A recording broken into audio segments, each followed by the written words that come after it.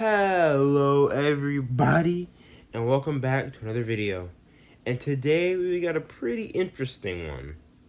Now we're gonna be going over some top picks, in my opinion, to watch for the holiday season.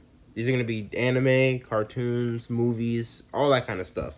I'm just gonna be pulling from my personal favorite shows and things you should watch during this Christmas holiday coming up, because I know a lot of us students have school off for 2 weeks, so plenty of time to and it's midterm. Hopefully you take your midterms after or before your Christmas break, not after. If you do take it after, that sucks for you guys. You have to study over the break. Unless you don't, then that's to you. But everyone who is taking their midterms before the break, let's go. We get 2 weeks off with hopefully no schoolwork to do. And if you do, then just get it done before the break. I don't know what to say. Anyway, stop dilly-dallying and let's get to it.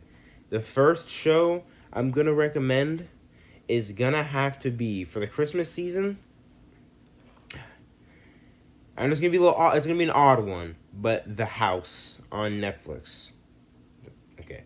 If you have Netflix, great. If you don't have Netflix, then you're gonna have to figure out a way to. Well, not all these are gonna be on Netflix, hopefully. So, if you don't have this one, then just move on to the next one, because hopefully you have that one available to you. But if you do have Netflix, then I really recommend watching The House. Now, I've watched The House, I think 2 times now at this point, and I just have to say that it's one of the much better movies on Netflix. It's just the show itself. It's kind of like stop motion, and the way, first of all, stop motion is an incredible art film that is not done these days. Unfortunately, because it's really hard to do. Like, people put tons and tons of hours and dedication to those films, and when those films don't necessarily go off, it's kind of not great because of how much time, money, and effort they spent making the movie or cartoon or show, whatever the product is. So whenever we get something that's along those lines of stop motion, it's incredible to see it, especially when it's done as well as The House is done. Now, to give you a little synopsis of The House without spoiling anything, it's essentially about 3 different stories, all taking place in the same house. And each of these different stories, let's just say they're not really, they're connected only to the house itself. Whether that be to the material house or the, the higher meaning of the house is for you to decide. But this show is a movie. I keep saying show. The movie is not. It's not like jump scare, horror scary. It's more of a creepy build up, horror. And you can obviously watch this with your friends and family. It's not like you have to watch it by yourself kind of film. You can watch it with everyone. It creeps everyone out a little bit, depending on how each person reacts. But it's an awesome movie. I heavily recommend it. And it's so visually, it's awesome. The score is really nice as well. And then just the stories inside, definitely, they make you think. I'll say that. I love me a story that can make you think, and The House definitely has those stories. Now, the second show I'm going to recommend is going to be Cyberpunk Edgerunners. Now, I know this show came out a couple months ago, and we're kind of away from the initial hype of the show, but let it not be understated that this show, I'm pointing to it because I have it on the TV right now, is how you do an anime in 9 episodes. It's also how you do a really nice game to anime transition. It's just, the animation goes crazy. I think it's done by Studio Trigger, I believe. Hopefully I get that right. If not, then I'll either have that edited right here or something like that, or right there. You'll see. But this anime it's crazy. Okay, to give this one a little synopsis, it's about the life of a teenage delinquent growing up in Night City, Cyberpunk. Cool. Yeah, I think it's the city from the game. I haven't played Cyberpunk 2077 for reasons. But essentially, it's about this kid and how he maneuvers the world and the threatening presence of Night City through his life. And you get to see how things go right, things go wrong, and his ultimate end to the story. And this one also makes you think, especially at the end, because you just sit there and you're like, either you're crying or you're just stunted from so much attacking you at once on your screen. Like, oh my lord. Animation is fire. Stories, crazy. Music is also a banger. It's also pretty funny as well. Like, I definitely had a lot of chuckle, laugh out loud moments from this anime. So I definitely recommend to give this a watch. It's only 9 episodes. Each episode is 22. Actually, I can check this right now. Each episode should be around 24, 25 minutes, 26. That is not a lot. Sorry, 10 episodes, my bad. 10 episodes, 26, 25, 26, 20, 26 minutes at. So check it out. Give it a watch. You can finish it in a day. Like, it's that easy. Especially if you're someone who already binges shows on the daily. It's literally like one of the easier shows to digest. And it's a whole complete story as well. You're not sitting there on the edge of your seat being like, oh my gosh, is this, I come up for season 2, or like, I hope they give us more soon. Like, no, it's a neat little story wrapped up in a tiny bow. Especially because it's part of a game that is already completed. So you can't really make a show and then go into the game. It's a lot of moving around you had to do, but they didn't do that. They just centered it in its own little story. Some it's in bits from the game, like, location. Some very few, a couple characters. I'm not gonna spoil them, but certain someone comes in at the end. It's kind of wild, but yeah, I definitely give it a recommendation. Now, on to one of my favorite shows of, I'm gonna say, just like, period. In general, I'm gonna go with Arcane League of Legends. Now, this show came onto the block a couple months ago, I believe. It was a little longer than a couple months. I don't remember exactly, but this show came out this year, and let's just say it blew everyone away, because League of Legends is known for its obviously the game, and it's not the most popular reputation. It's generally known for the players who put hours and hours and hours and hours and hours and hours and hours and hours into the game. Screaming, yelling, raging on the mics. Obscenities being thrown, all the whole kabaz. Oops, this episode's playing. But the show is, once again, it's I'm going to go over it with Cyberpunk as well, that it takes the game, and instead of trying to incorporate the game's essential characters or the game's essential story or elements specifically like from the game into the show and directly implant them, excuse me, it doesn't. It decides to take the character. It decides to have characters kind of the writers themselves put their own kind of versions of them into the characters, and then play out a story that the writers laid out.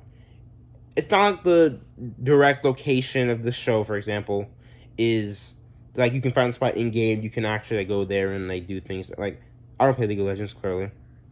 I didn't mean that. It was kind of a joke. But I don't play League of Legends, and I don't know every little thing about the lore and the details. I don't know every single character.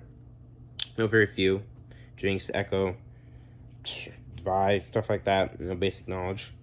But watching this show, I was pleasantly surprised when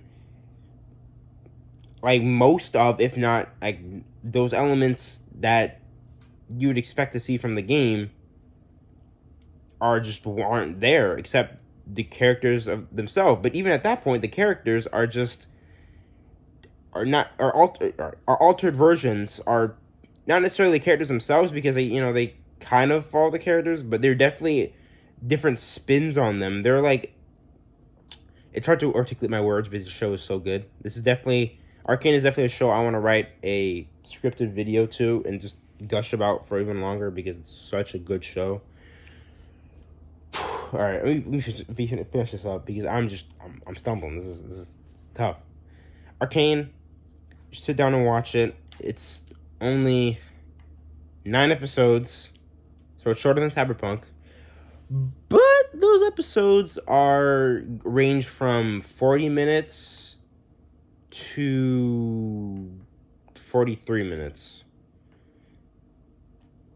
So you're in for a longer ride than Arcane, but oh my God, when I tell you that Arcane utilizes those extra 20 minutes that they have over Cyberpunk, they use them to the fullest. Oh my Lord. Oh, just there's so much information packed in each episode, but at the same time, it's never overwhelming you with exposition. The way information is told to you through the series is a masterful mix of showing, don't tell, and natural dialogue between the characters that reveals information that you would otherwise need to know.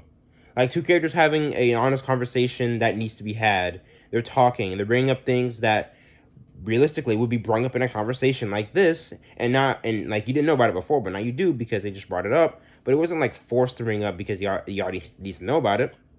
Of course they need to know about it, but it's brought up in a way that doesn't seem like they're forcing it onto you, which is really important. Showing that your audience, you're able to let them, comprehend things, take things, catch things on their own. Treating the audience with like a level of respect, something that I do enjoy in a lot of my shows that I indulge in. But yeah, check Arcane out. Oh, I didn't give wait. I didn't give a story synopsis. All right, so Arcane is a lot tougher. I'm gonna read the Netflix one is not right in front of me, so I cannot read it. If I had to give a synopsis of Arcane, or not synopsis, but that's like a summary of the whole story. Arcane is about the innate struggles of two cities. One, booming, economically sound, and just a pillar of progress, while another city is down in the depths, pressured by the top side's kind of soldiers, and it's actually oppressed, right? And from those two cities, this is tough. So two sisters come from the Undercity. This is the lower city, and we get to see their journey and their relationship grow over the course of a time skip. I'll just say that I feel like I messed up. I probably cut that part out for obvious reasons because I don't want to spoil the time skip. But okay, all right. I made this part out. Arcane is about the story of two cities and the inhabitants inside those two cities that threaten to tear them both apart. There we go. All right, that just summarized Arcane in the least spoiler way possible. Probably not, but if you watch it, then I means I did my job. Let's move on to the next one, and okay, here we go. Another obvious pick: Avatar: The Last Airbender. If you have not sat down and watched this show at least 6 times, all the way through, then you're doing something wrong. Because at this point, there are so many videos just about Arcane, Cyberpunk, and Avatar that me talking about them is damn near insignificant. I'm just here to tell you to go watch those videos. Not only because they're better made than my videos, obviously, but because they articulate it much better than I do. But if I had to give some points, if I had to give my little 2 cents on it, Avatar is simply one of the greatest shows, one of the greatest pieces of media, one of the greatest fictions ever created. Obviously, this is a kind of established fact already. The music, the score, the fight, the power systems, the character interactions, the character dialogue, the character arcs, the character progression, the characters evolving. That's the same thing said 3 times. But that's how good it is. The simple world building. There are so many things Avatar does that are subtle that you don't realize that improve the show so much. And then there's so many moments and scenes in season 1 alone that improve, that make the experience so much better than you would know. I'm trying to give an example right now, but I don't want to spoil anything. Okay, for example, there's scenes in season 1 that allude to the connection between 2 characters. It's not a actual connection between them, but it's a connection that they don't know about themselves that makes the audience more aware of these two characters are going through, and how to properly, just understand them even more than they did before. And it's just, oh, just watch Avatar, guys. That's all I gotta say.